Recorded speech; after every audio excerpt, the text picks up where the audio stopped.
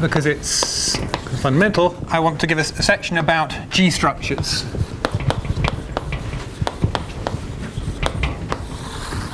Okay, so if we let X be an n manifold, an F of X, its frame bundle, which is a principal GL n comma R bundle. Let's now suppose that G sitting inside GL n comma R is a Lie subgroup.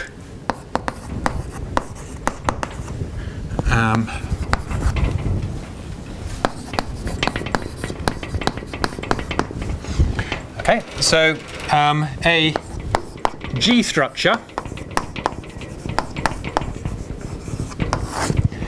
is P on X is a principal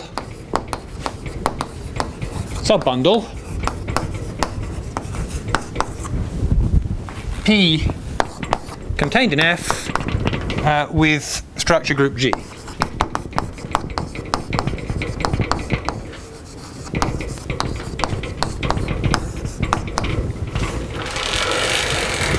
So what this means is that P contained in F is an embedded submanifold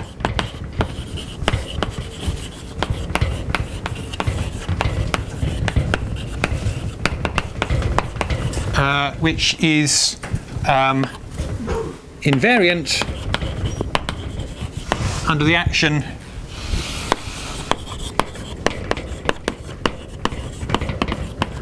of G contained in GLNR.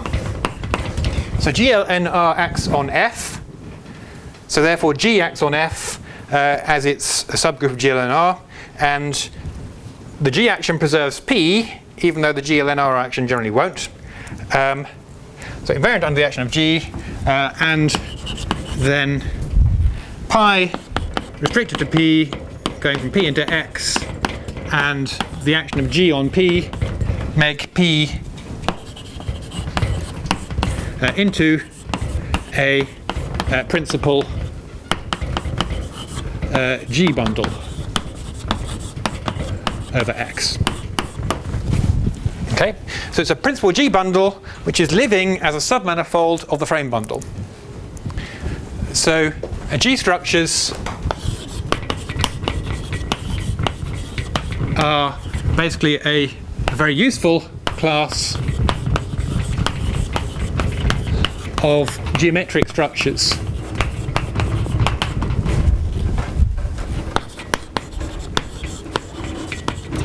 on X. So to give you the idea, let's see how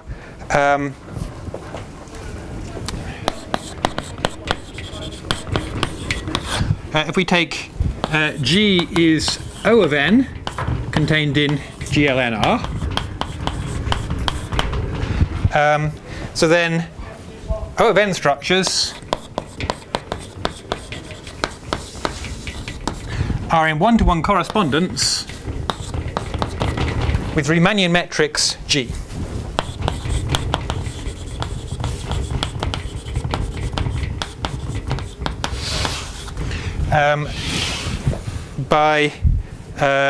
And the correspondence is that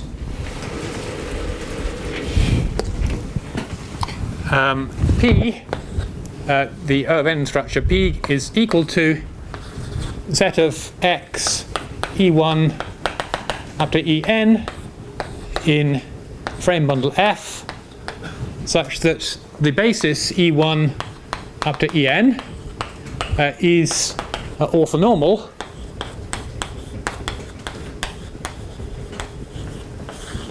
with respect to the metric G at the point X. So that's one example. Another example, if we take G is GL plus NR, which is a set of aij's in GLNR such that the determinant of the matrix is positive. So these are invertible matrices, so the determinant is either positive or negative.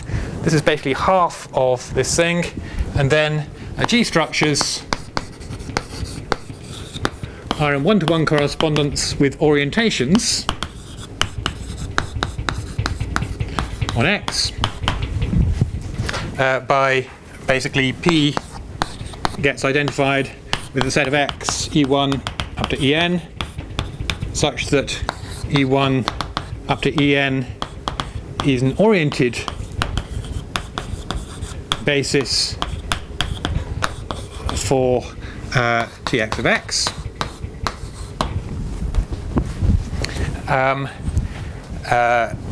Or another example,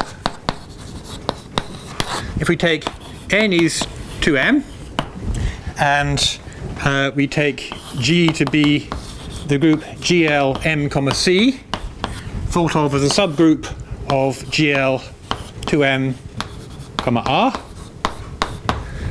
So GL m c acts on c to the m, which equals r to the 2m. That defines that inclusion. And then a G structure is in one-to-one correspondence with what's called an almost complex structure.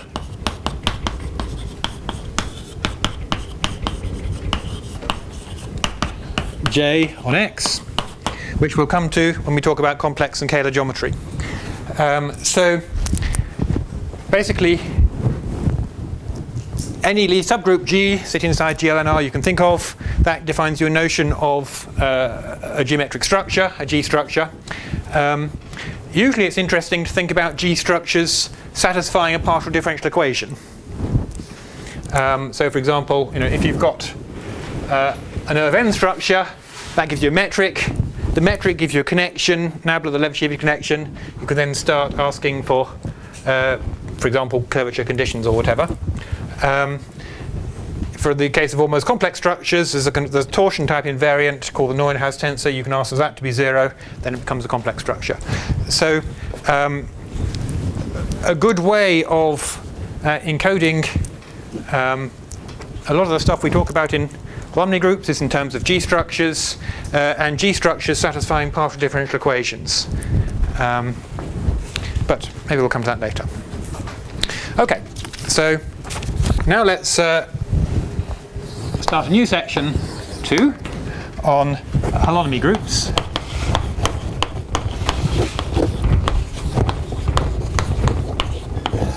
Which is the main subject of the lecture course.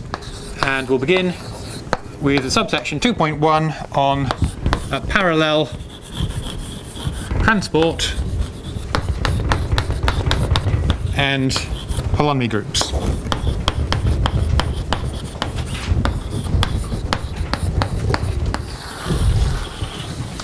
So the holonomy group is something you define whenever you have a vector bundle and a connection on it. Actually, you can also do it whenever you have a principal bundle and a connection on it. But we're mainly going to be interested in the case in which the vector bundle is a tangent bundle and the connection is a Levashevsky connection of a metric, in fact. But we'll start off with the general case. So if we let big X be a manifold, and actually let's say usually connected, because actually if the manifold is not connected, you're going to get a different holonomy group for each connected component of the manifold. So it's simpler to suppose your manifold is connected.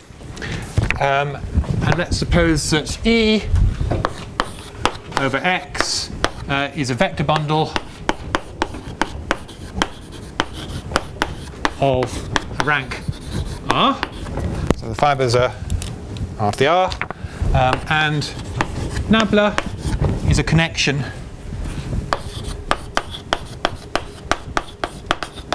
on E. So So let's suppose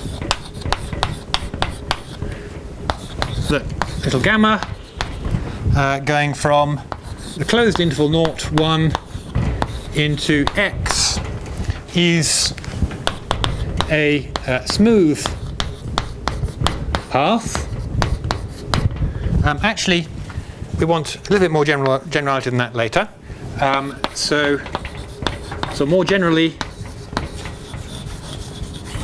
piecewise smooth. So what piecewise smooth means is that you can divide 0, 1, the map gamma is continuous, and you can divide 0, 1 up into finitely many intervals, closed intervals, on each of which the thing is smooth. So then you'll get some finite number of points in the middle of 0, 1 where the thing is, which are the junctions between the two intervals, where, so I'm thinking about something looking a bit like this. If some finite number of paths, we allow there to be a finite number of internal points inside the interval 0, 1, at which the thing has a left derivative and a right derivative, but the left derivative and the right derivatives need not be the same. Okay, so you can have kind of angles. This would be piecewise smooth.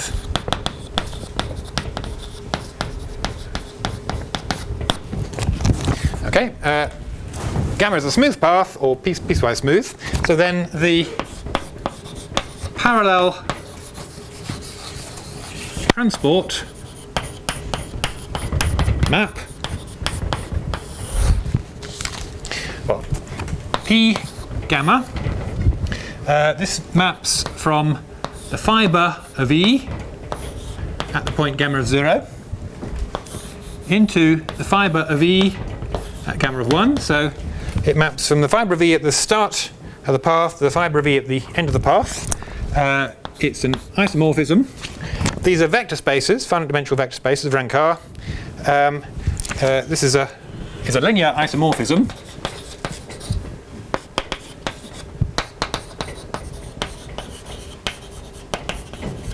So these are vector spaces isomorphic to R to the little r. And here's how we define it.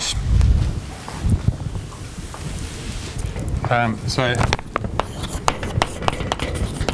defined as follows.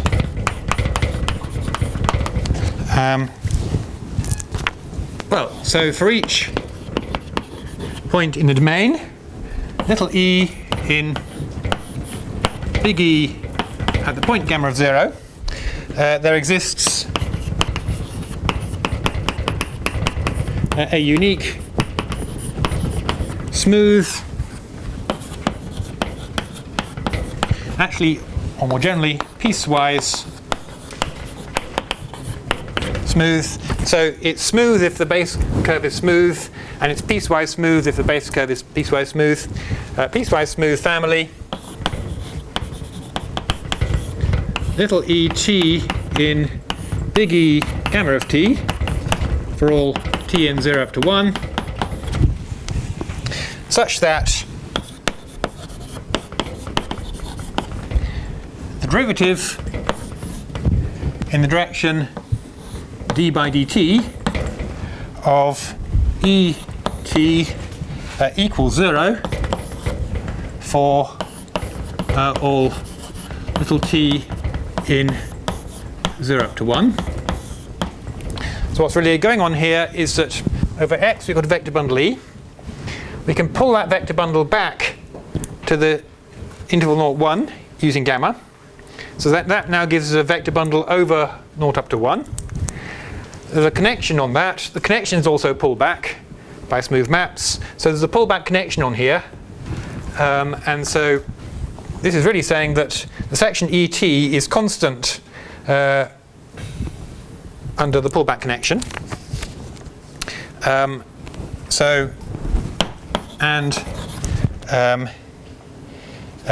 E at the point 0 is little e. So that just holds by results on ordinary differential equations.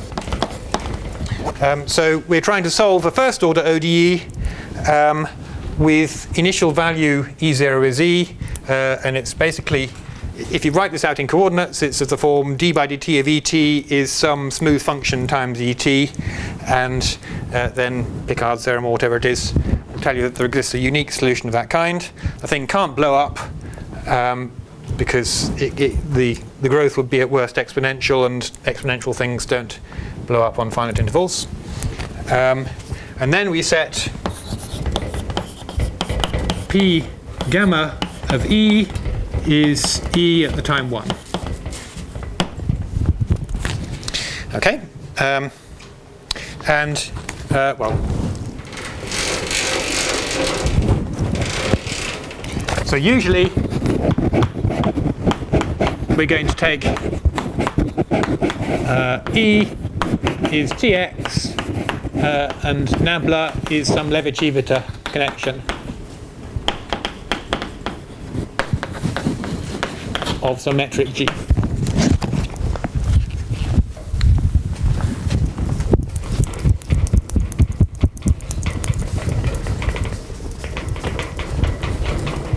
Yep. One comment.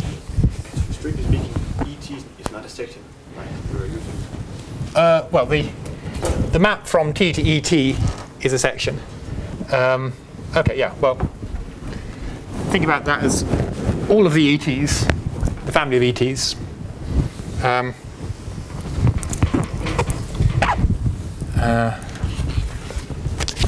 Yeah. So you're putting the connection back to the interval? Yes, you can pull the connection back to the interval. I didn't tell you how to do that.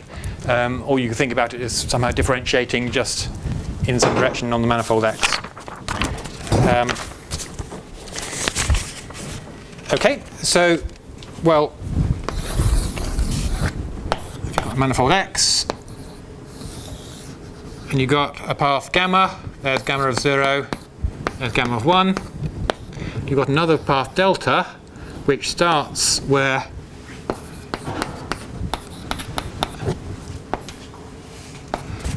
so we can compose paths.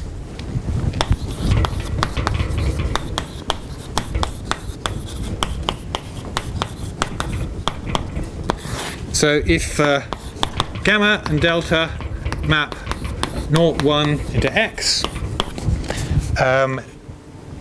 with gamma of 1 is delta of 0. These are, well, piecewise smooth. With gamma of 1 as delta of 0, so the same endpoints. Then we define delta star gamma, which means delta comes after gamma,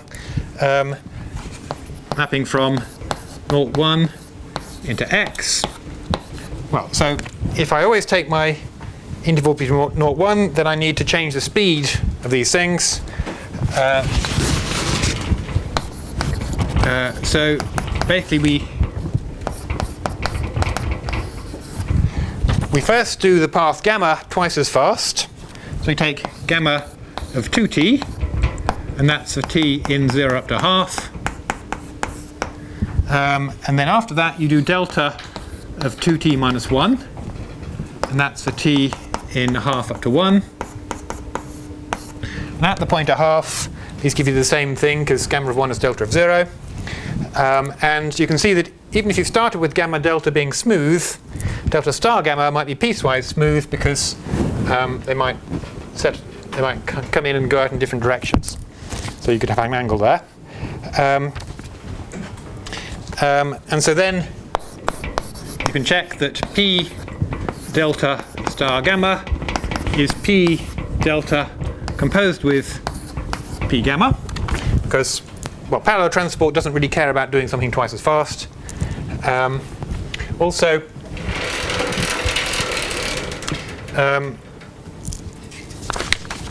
we can also define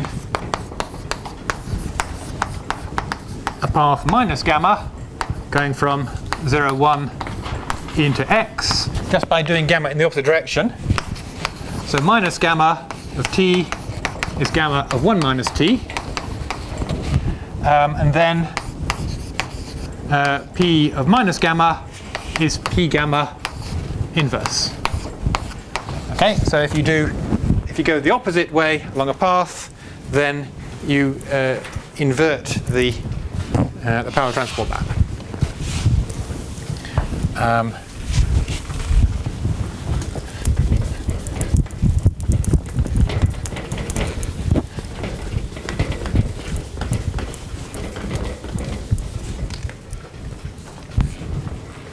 Okay, so now let's fix a base point.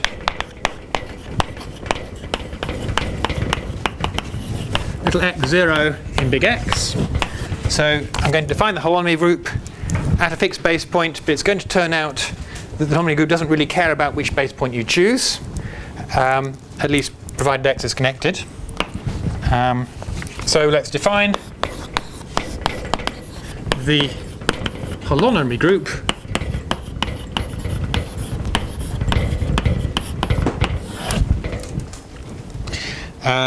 big hole of Nabla to be the set of all parallel transport maps P gamma such that gamma going from 0 into 1 into X is piecewise smooth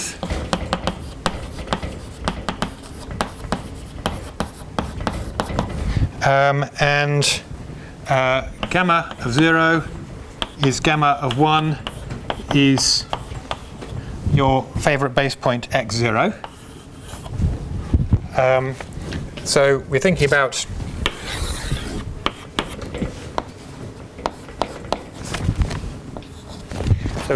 about loops which start and finish at x0.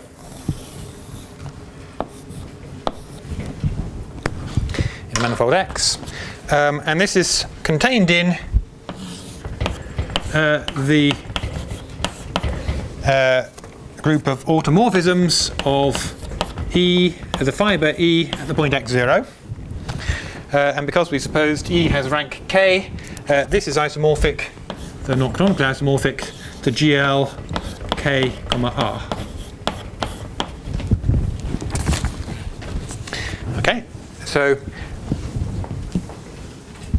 Okay, so we're defining this thing basically initially it's just as a subset of the Lie group GLKR. So let's look at some basic properties of this.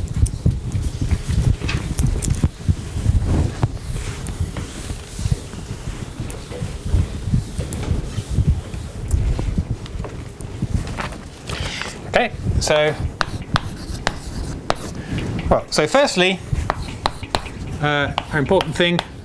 The holonomy group of connection Nabla is a subgroup of ort of E at x0 isomorphic to GLK, R. The subgroup, well, that's because it is closed under composition.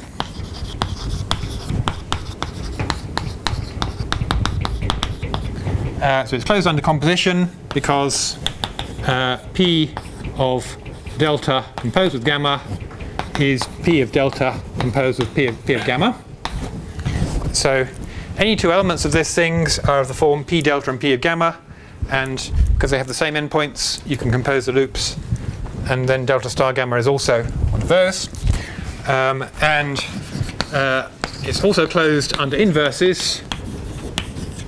And that's since P of minus gamma is P gamma inverse. And a subset of group which is closed under composition and inverses is a subgroup. Secondly, the holonomy group of Nabla is independent of the base point little x0 in big X, at least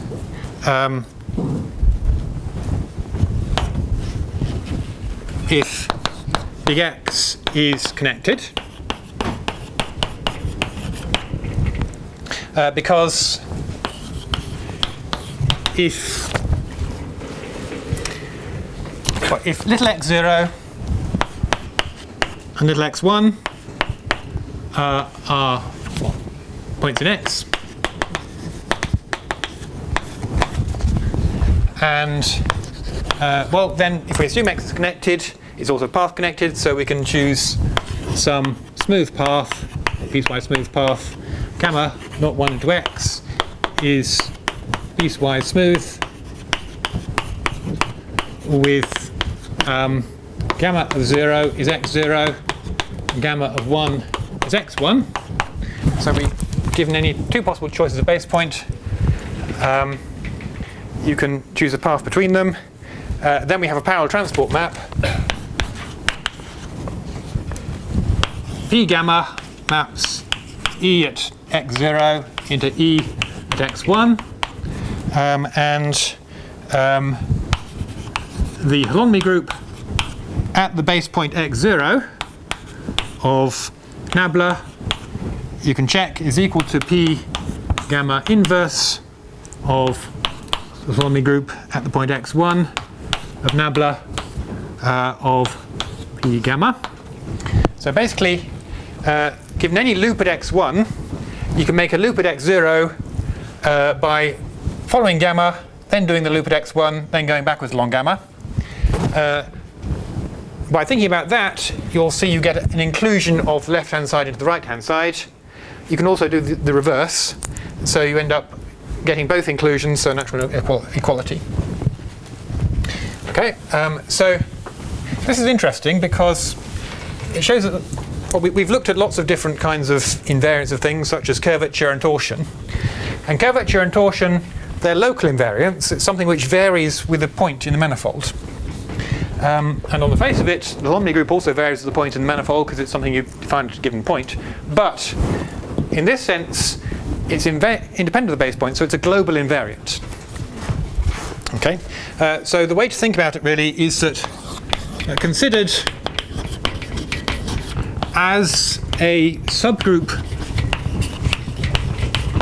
of GL K, R.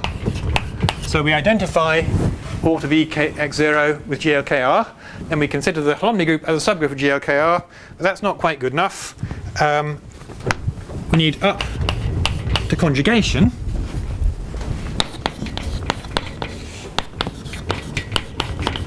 Because if you're going to identify order of EX0 with GLKR, you have to choose a basis for EX0, and a different choice of basis would result in conjugating your subgroup by some element of GLKR. So as a subgroup of GLKR up to conjugation, then now the holonomy group of Nabla is independent of base point. Okay, so we've got the thing now as a subgroup of GLKR. Thirdly, the holonomy group of Nabla is actually a Lie subgroup of GLK, R. So that's the fact that it's a subgroup is actually a Lie subgroup that it lives within the theory of Lie groups. This is a non-trivial fact. I've forgotten exactly why it's true. If you look in the nearly infallible book, it will tell you, I'm sure. I think there's some theorem possibly by Yamabe, which says that something like an arcwise connected subgroup of a Lie group is a Lie subgroup. But it's some basic fact about subgroups of Lie groups which makes this true. So therefore, you can use the theory of Lie groups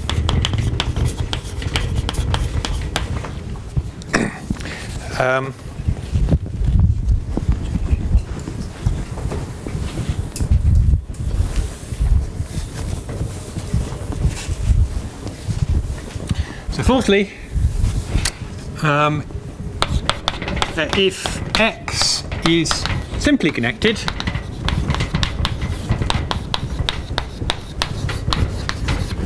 then the holonomy group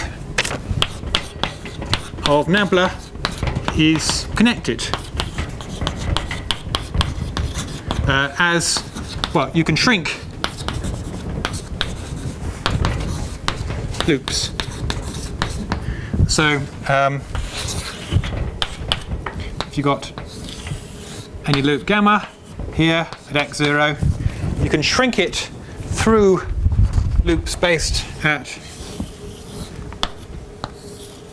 x0 to the constant loop, and by considering such a thing, you'll see you get a continuous path from the parallel transport at gamma to the parallel transport of the constant loop. The parallel transport of the constant loop is the identity. So this means that there's a continuous path from any element in the holonomy group to the identity, which means that the holonomy group is connected. More generally, if we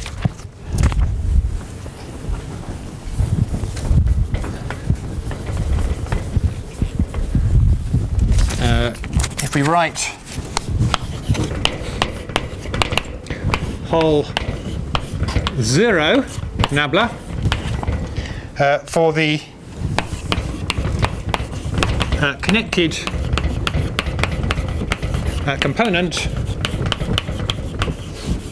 of the holonomy group, hol of Nabla, containing the identity,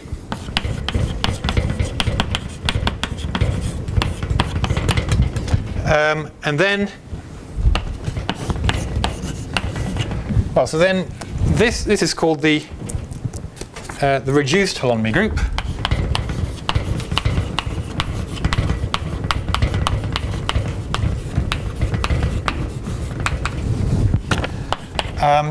So this is a normal subgroup of that.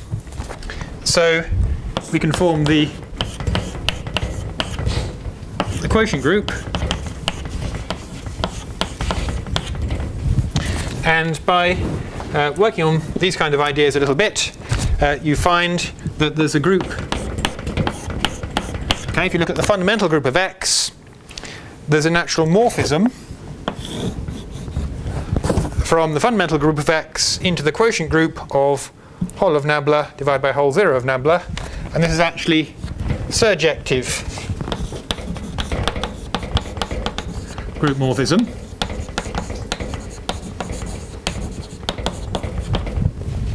And because we assume that our manifolds are second countable, this fundamental group here is actually finite or countable.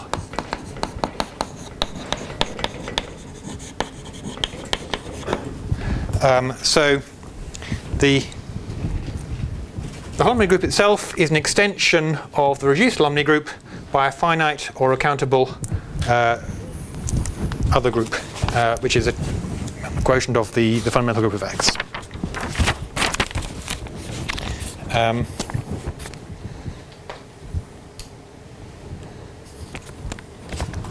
Okay. Right, so that's all I want to say for now about the holonomy group of general vector bundles and connections. Now I want to move on to talk about the holonomy groups of Riemannian metrics, which are just the holonomy groups of Levi-Civita connections. So let's have a section 2.2 on Riemannian holonomy groups.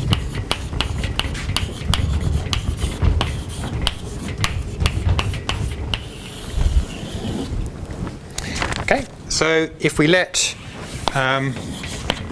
X and G be a Riemannian manifold,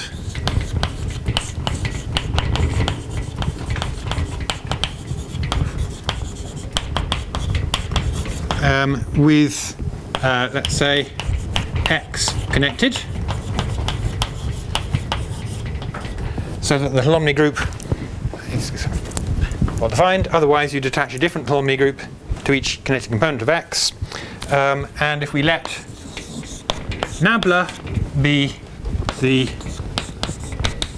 Levi-Civita connection of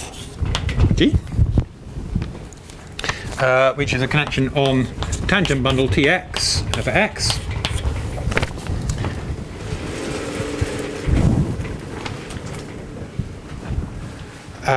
So, well, we fix a base point is let 0 in big X, though we don't really care about it too much. So then we have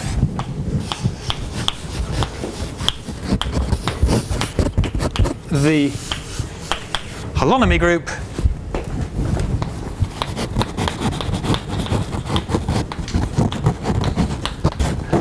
so we define the holonomy group of G just to be the holonomy group of its Levi-Chibita connection.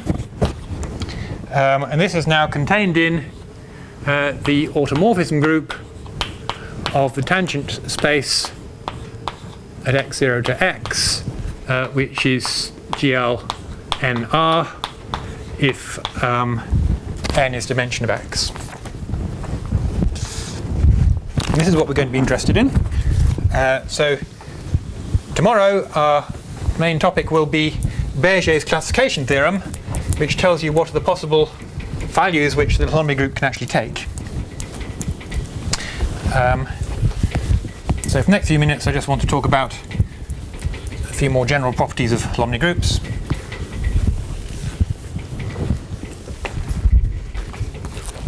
Okay, so, well, we call this the Riemannian holonomy group.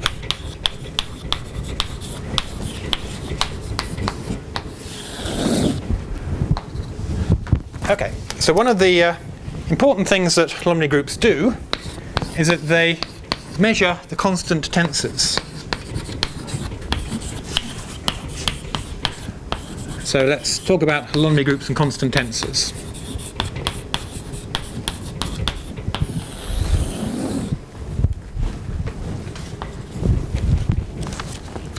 Okay, so let's suppose you have some tensor S in the sections of some tensor bundle, tensor to k Tx, tensored with big tensor to the L T star of x. So as general a tensor as you like. So let's suppose this is a tensor on your Riemannian manifold X, which is constant under the Levi-Chibita connection. So with Nabla, a big S equals 0. So that is S is a constant tensor. So it's constant under the Levi-Chibita connection.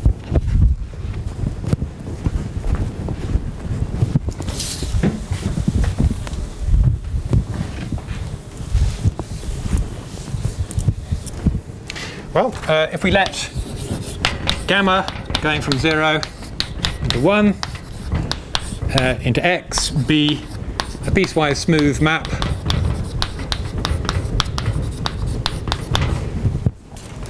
so then the parallel transport map p gamma going from the tangent space at gamma of 0 to x into the tangent space at gamma of 1 to x. That's an isomorphism. This maps S at the point gamma of 0 to S at the point gamma of 1. Well, so that's an isomorphism. It induces isomorphisms between all the corresponding tensor bundles or tensor spaces at gamma of 0 and gamma of 1. And under these induced maps of tensored spaces, you get that maps to that. Basically because well, p gamma is constant along gamma. So p gamma works by essentially extending vectors in a way constant under the Levi-Chibita connection, and S is also constant under the Levi-Chibita connection. So you can think about S as being built out of some basis of constant vectors, really. So hence, whole of Nabla preserves S at the point x is 0. So if gamma was a loop based at x0, then p gamma, which is an element of this, preserves the tensor at x0. Now this is actually a one-to-one. This is the converse.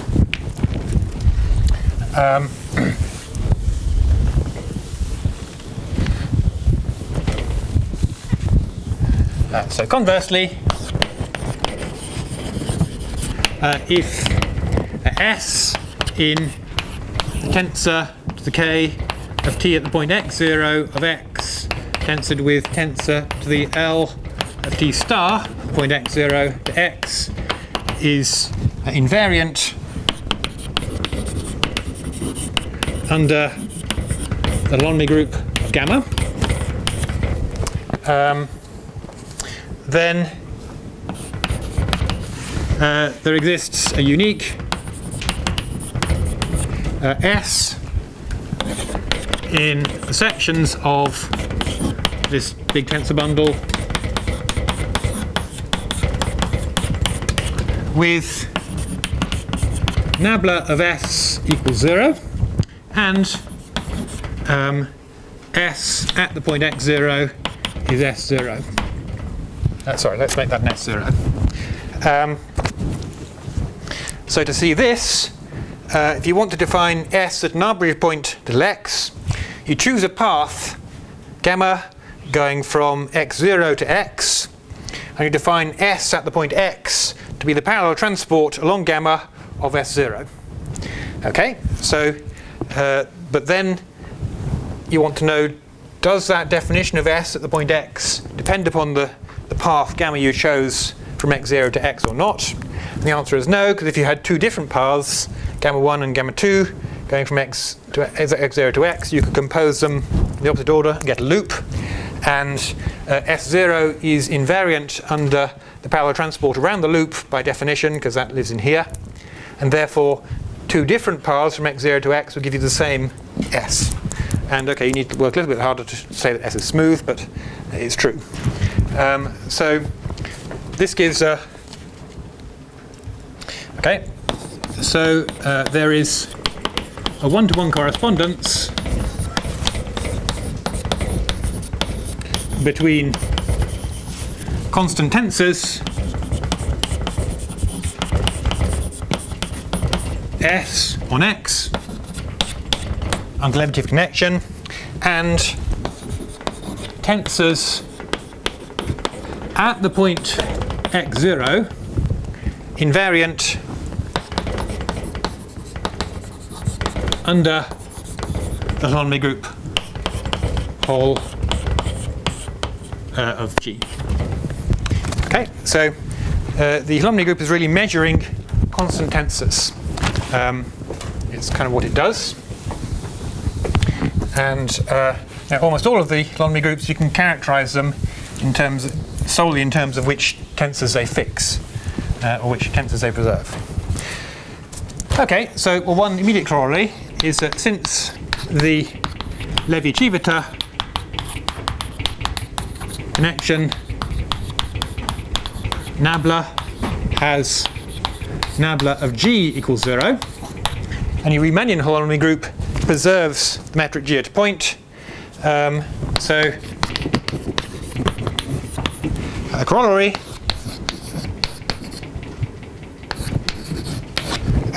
the Riemannian holonomy group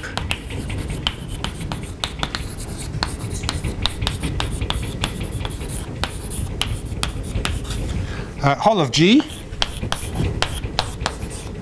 preserves G at the point x0. So we can regard hol of G as a Lie subgroup not just of GLNR, but a Lie subgroup of the orthogonal group O of n, which preserves the standard Euclidean metric at the point, and this is unique up to conjugation, not in GLNR, product conjugation in O of n. Okay, but somehow interesting holonomy groups preserve not just the metric G, but also other tensors, and it'll be interesting to see which other tensors can be preserved by holonomy groups, which we'll go on to tomorrow. Okay, so let's stop there.